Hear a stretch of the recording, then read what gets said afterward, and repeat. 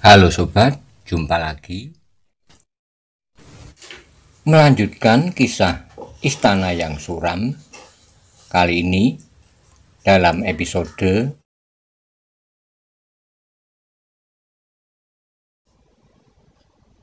teka-teki tentang Pinten dan Sangkan. Selamat menikmati. Salam budaya. Monggo kula aturi subscribe, like, komen, saha share. Matur nuwun.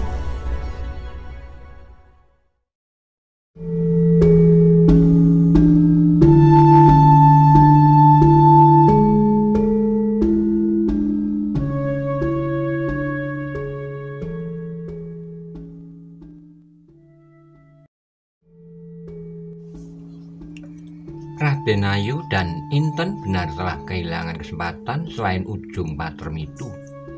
Tidak ada jalan lain yang lebih baik dari kematian untuk menghindarkan diri dari keganasan dan kepuasan laki-laki yang tidak mereka kenal itu.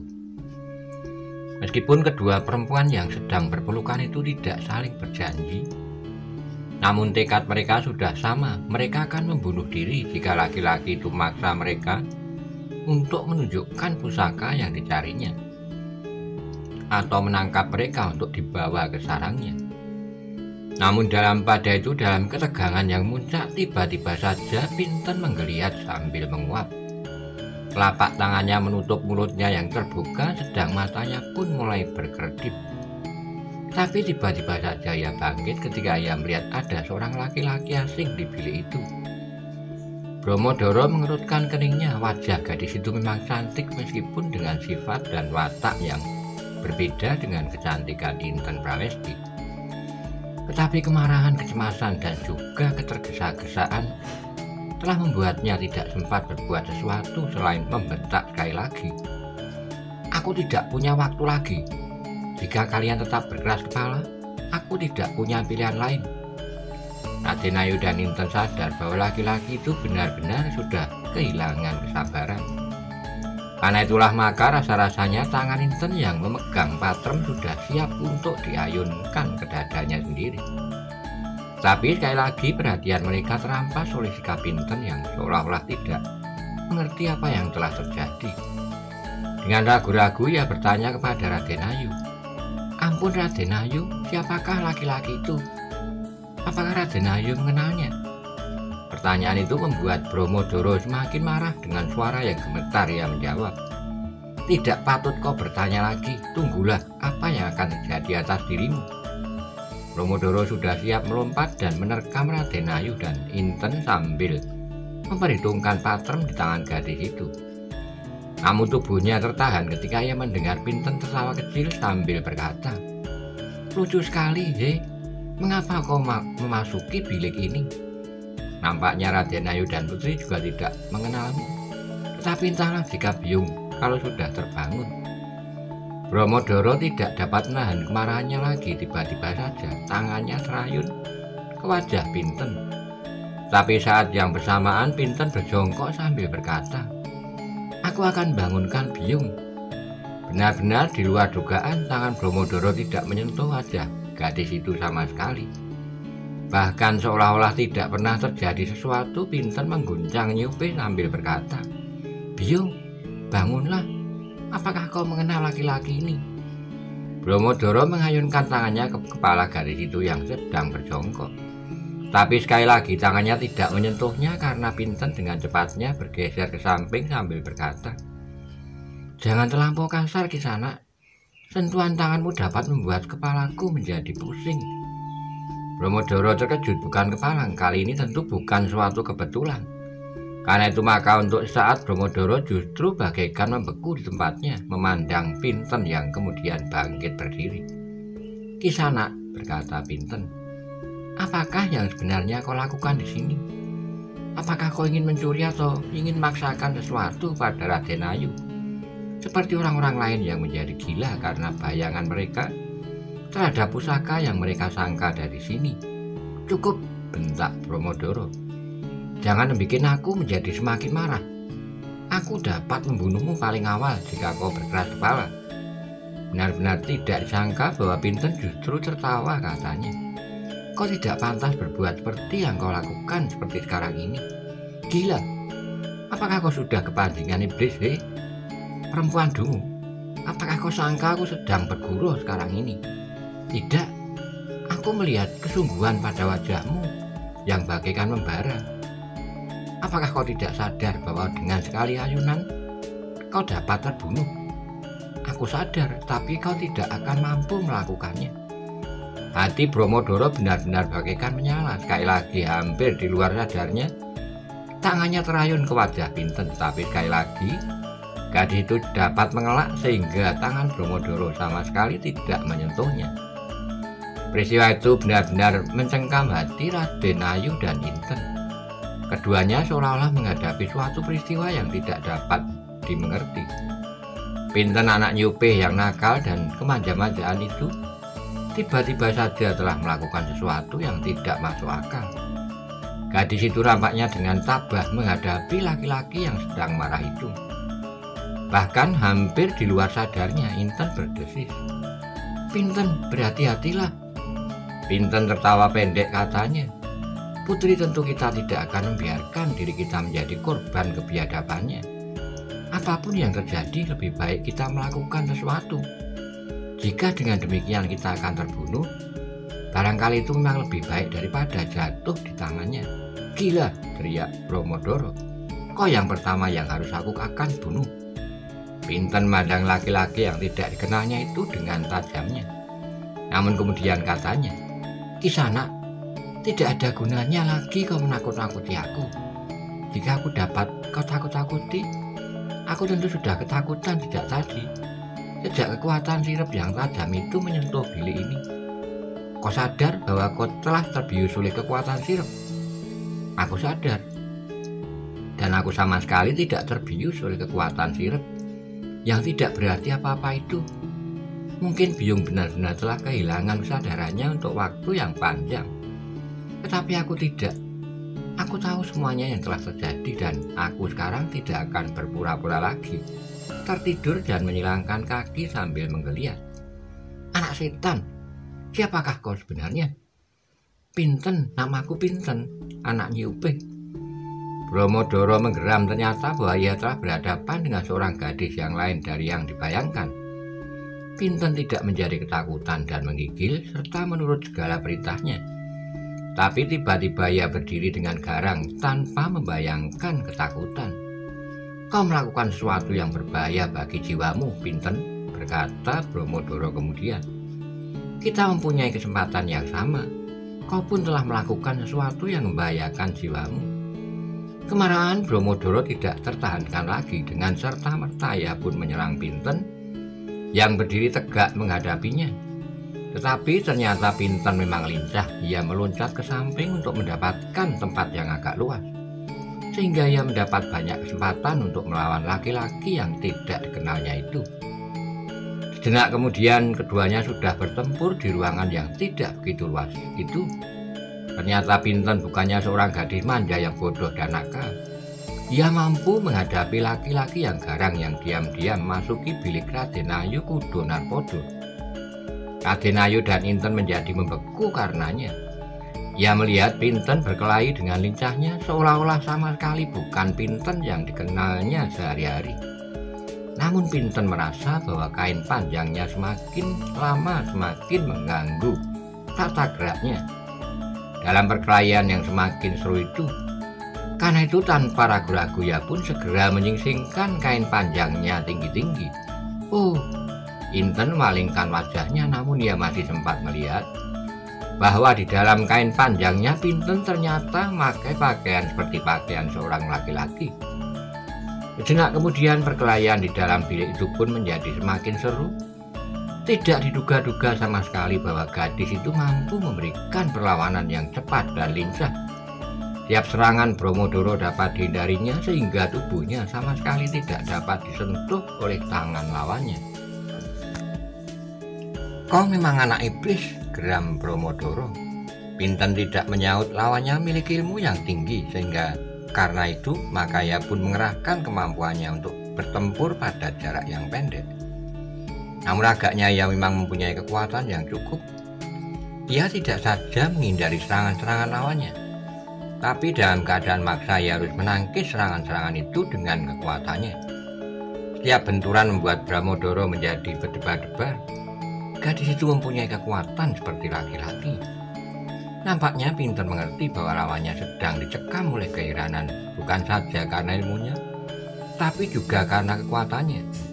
Sehingga ia pun kemudian berkata, "Jangan heran bahwa aku pun mampu mengimbangi kekuatanmu. Tiap hari aku berlatih mengambil air dari sumur dan membawanya dengan kelenteng ke pakiwan dan ke dapur." "Persetan," geram Bramodoro. "Kau agaknya termasuk salah seorang dari mereka yang ingin mencuri pusaka itu dengan berpura-pura menjadi anak Nyi Upe. Jika demikian, tentu pelayanan itu pun telah berkomplot dengan kau dan mengaku kau sebagai anaknya." Pinten tertawa jawabnya, "Kau sedang mencari-cari dalih untuk membuat hatimu menjadi tenang. Kau dengar bahwa di luar telah terjadi pertempuran di 3 lingkaran. Setan, siapakah yang telah mengganggu usaha kami? Siapa? Kau tentu mengetahuinya." Pinten masih tertawa, tapi ia tidak segera menjawab. Benarnya lah, di luar memang sudah terjadi 3 lingkaran perkelahian. Jika Panon dan Kimino terdesak, maka seseorang yang bersembunyi di balik gerumbul petamanan tidak dapat berdiam diri. Karena itulah maka ia pun segera meloncat keluar. "Sangkan, bersembunyi sajalah," teriak Panon. Tapi Sangkan tidak meninggalkan tempatnya, bahkan ia pun kemudian mendekati arena sambil berkata tenang, jauh berbeda dengan suaranya yang biasa. "Tidak adil 4 orang melawan 2 orang.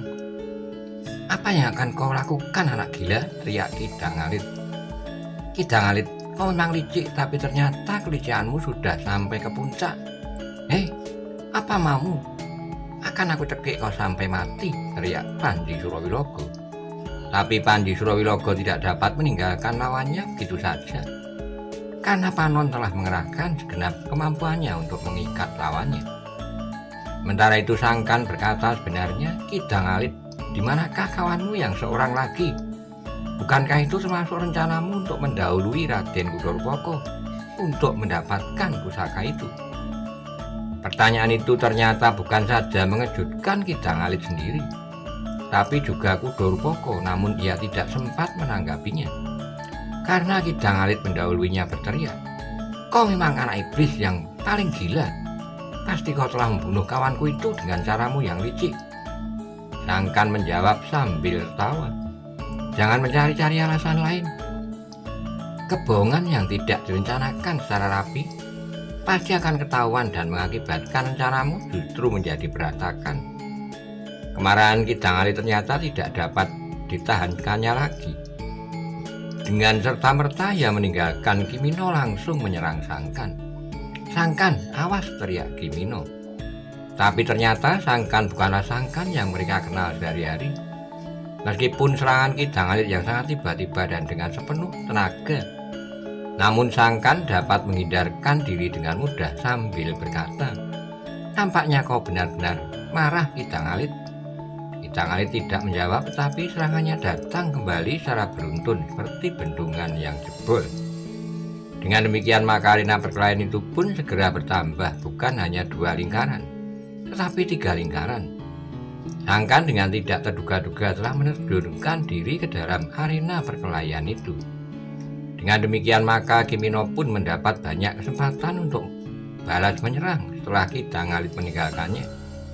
Meskipun ia masih digelayuti oleh kecemasan tentang anak pelayan yang dungu itu, bahkan hampir di luar sadarnya ia berusaha untuk memaksa lawannya bertempur di dekat lingkaran pertempuran antara Sangkan dan Kidang Alit.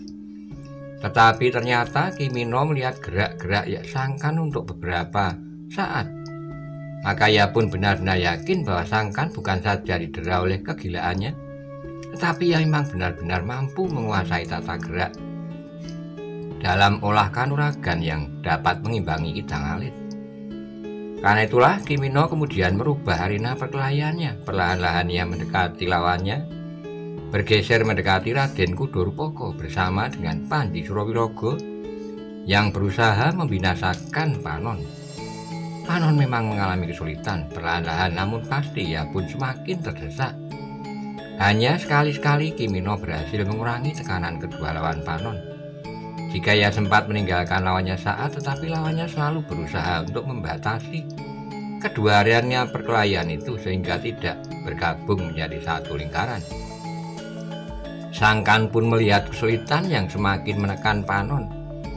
Karena itu maka ia pun kemudian memaksa dirinya untuk tertawa sambil berkata, "Raden, ternyata bahwa Raden masih belum selidik Kidang Alit. Jika Raden kali ini bersedia bekerja bersama, itu berarti bahwa Kidang Alit sudah meninggalkan kepentingan Raden sendiri." "Tutup mulutmu, anak gila!" teriak Kidang Alit sambil memperhebat serangannya. Tapi Sangkan masih dapat mengelak bahkan sambil tertawa. "Jangan marah, aku mengucapkan selamat padamu. Jika kita semuanya ini adalah orang-orang yang menginginkan pusaka yang disimpan di istana ini, maka kaulah yang akan berhasil lebih dahulu. Meskipun kau masih harus berjuang untuk menyingkirkannya dari daerah Pegunungan Sewu. Karena aku pun yakin di sekitar daerah ini, di sela-sela punduk-punduk kecil dan di lembah-lembah yang tersembunyi, telah menunggu orang-orang yang juga menginginkan pusaka itu seperti kita semuanya. Kau jangan mengigo." "Tentu tidak, tetapi aku yakin kau akan berhasil karena sekarang ini salah seorang dari kawanmu telah masuk istana dan memaksa Raden Ayu dan Putri untuk menyerahkan pusaka itu." Kidang Alit benar-benar dibakar oleh kemarahan yang memuncak. Tetapi benar-benar di luar dugaan bahwa Sangkan itu mampu melawannya dengan ilmu yang sulit dimengerti. Karena tata geraknya yang sederhana dan bahkan seolah-olah ia menghindar secara tidak sengaja. Tapi justru karena ia benar-benar berhasil mengasah ilmu yang sangat tinggi, desis Kidang Alit di dalam hatinya. Tapi Kidang Alit pun merasa dirinya membawa bekal yang cukup di dalam tugasnya. Karena itulah maka ia pun berusaha sekuat-kuatnya dapat membinasakan lawannya. Namun sementara itu usaha Sangkan pun nampaknya sudah berhasil. Kudur Poko nampak gelisah. Tiap kali ia berpaling memandang pintu butulan yang terbuka, seolah-olah ingin mengetahui apakah yang telah terjadi di dalamnya. Pandhi Surawilogo pun menggeram, bahkan ia berkata, "Aku akan membunuh setan yang telah masuk ke istana itu." Kudur Poko tiba-tiba saja mengangguk kecil sambil berkata, "Lakukanlah, aku akan menyelesaikan pengemis gila ini." Pandhi Surawilogo tidak menunggu lama lagi, tiba-tiba saja ia meloncat meninggalkan lingkaran perkelahiannya dan berlari masuki pintu butulan. "Setan!" teriak Kidang Alit, "kau mengingkari perjanjian kita." "Perjanjian yang mana?" Kudur Poko menyaut. "Perjanjian bahwa kita akan menyelesaikan kedua pengemis itu lebih dulu, sebelum kita sendiri terlibat dalam pertikaian. Kau yang terlebih dahulu melanggar perjanjian itu dengan menyuruh kawanmu untuk mendapatkan pusaka itu terlebih dahulu. Persetan, semuanya akan aku binasakan malam ini juga." Tidak ada jawaban masing-masing, masih harus memeras tenaga dan kemampuan untuk saling mempertahankan hidupnya. Sementara itu Sangkan pun menjadi berdebar-debar. Pandhi Surawilogo berhasil disingkirkan dari arena perkelahian itu, sehingga Panon telah kehilangan seorang lawan. Dengan demikian, ia mendapatkan kesempatan untuk membebaskan dirinya dari kemungkinan yang paling buruk. Jika Pandhi Surawilogo dan orang yang masuk istana itu mendapat persesuaian pendapat untuk menyingkirkan Pinten lebih dahulu, sehingga Pinten harus bertempur melawan dua orang, maka adiknya itu akan mengalami kesulitan. Namun menurut perhitungannya, Pandhi Surawilogo tentu akan berusaha untuk mengusir kawan Kidang Alit itu keluar dari istana. Ketika Pandhi Surawilogo berlari-lari masuki ruang dalam, Pinten masih bertempur dengan lincahnya karena ruangan itu tidak terlalu luas. Maka ia berusaha untuk bertempur pada jarak yang pendek. Kecepatannya bergerak telah membantunya mendesak lawannya yang lebih banyak mempergunakan kekuatan tenaganya. Karena ia menyangka bahwa kekuatan Pinten tidak akan dapat menyamainya. Tapi Bromodoro tidak pernah mendapat kesempatan karena Pinten rasa-rasanya selalu berputaran di sekitarnya dengan serangan yang cepat meskipun kadang-kadang sekedar membuat lawannya bingung.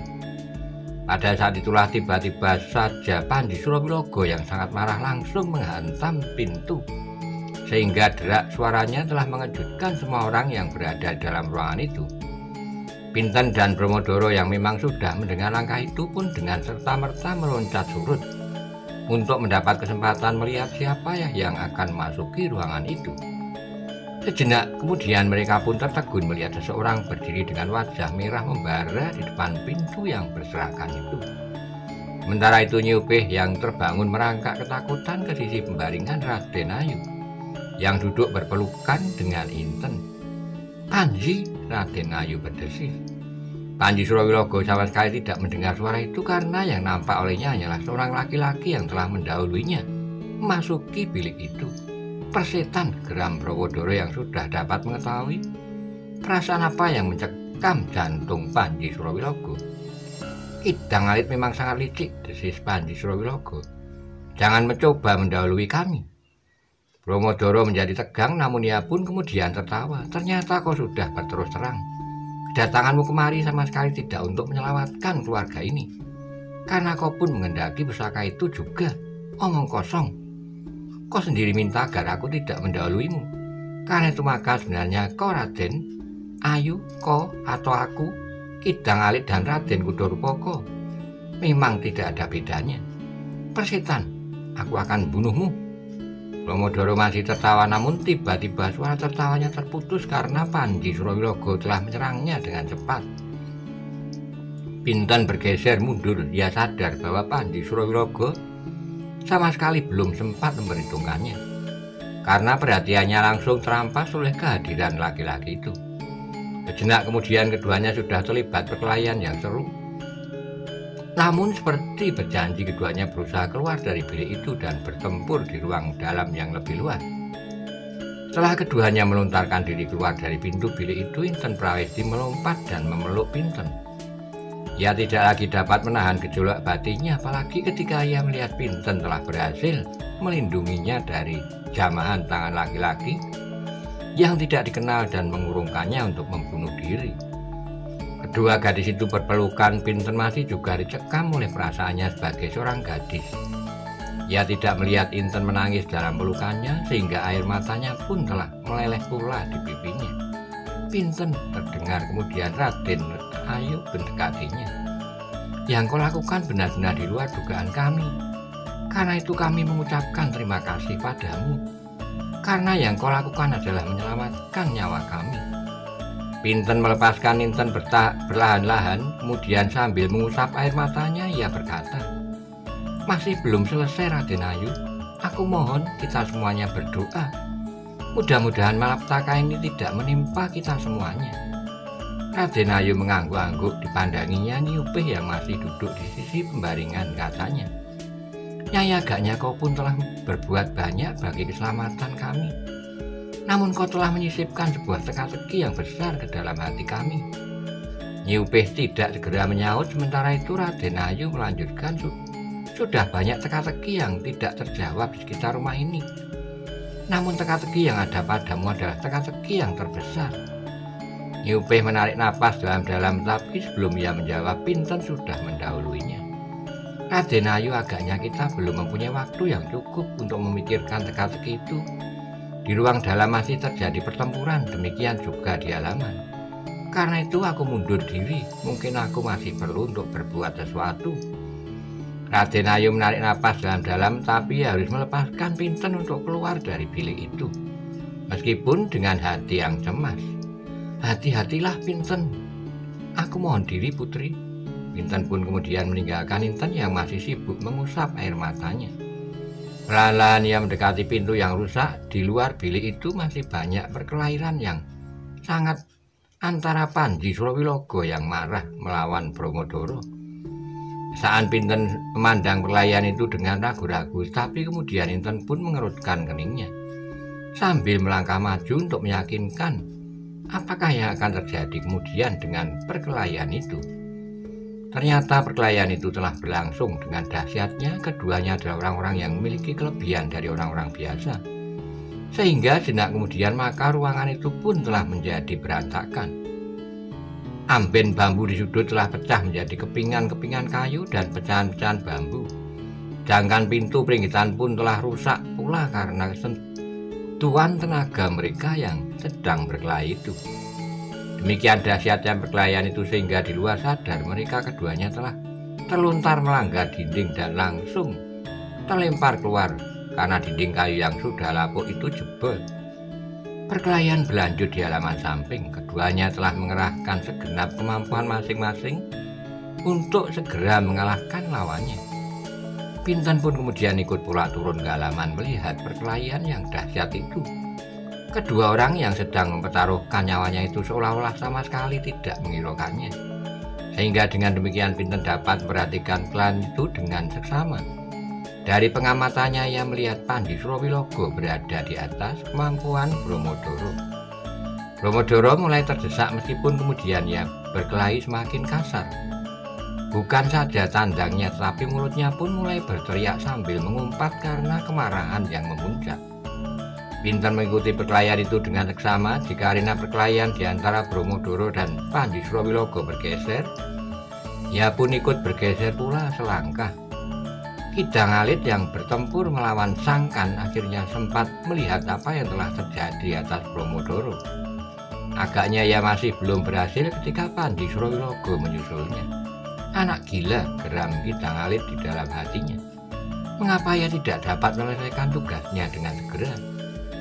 Tapi yang terjadi harus terimanya dengan suatu kenyataan seperti hadirnya Sangkan di dalam arena perkelahian itu. Karena sebelumnya sama sekali tidak pernah diduganya. Kidang Alit tidak dapat melihat perkelahian antara Bromodoro dan Surawilogo dengan jelas. Karena gelapnya malam meskipun dalam saat-saat tertentu, ia dapat mengerti apakah yang telah terjadi.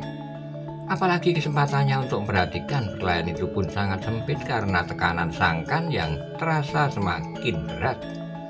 Ia menjadi heran ketika ia melihat seorang perempuan dengan sengaja telah memperhatikan bahkan mengikuti arena perkelahian itu. Kidang Alit tidak sempat perhatikan namun menilik sikapnya. Perempuan itu tentu bukan Inten Prawesti. Ia menjadi heran bahwa seorang perempuan agaknya dengan sadar sepenuhnya telah mendekati arena perkelahian yang dahsyat itu. Ia terkejut ketika tiba-tiba saja terdengar Sangkan tertawa sambil berkata, "Kidang Alit, silakan, aku akan menggendorkan serangan-seranganku jika kau masih sibuk memperhatikan gadis itu." "Persetan," geram Kidang Alit. "Aku tidak keberatan jika kau mandanginya sepuasmu." Bahkan Sangkan pun kemudian berkata nyaring, "Pinten, ternyata Kidang Alit mandangimu tanpa berkedip. Sebaiknya kau berganti pakaian lebih dahulu sebelum kau turun ke halaman ini." "Apa pedulimu?" sahut Pinten. "Aku memang tidak peduli, tapi Kidang Alit lah yang mempedulikanmu." Tapi suara Sangkan terputus ketika serangan Kidang Alit hampir menyentuh wajahnya, namun ia sempat tertawa sambil melompat surut. "Nah, baru kau jerah," teriak Pinten. "Hampir saja kau kehilangan hidungmu." "Tentu tidak, hidungku masih ada pada tempatnya." Kidang Alit merasa seolah-olah jantungnya tersentuh api, kemudian ia pun bertempur semakin sengit.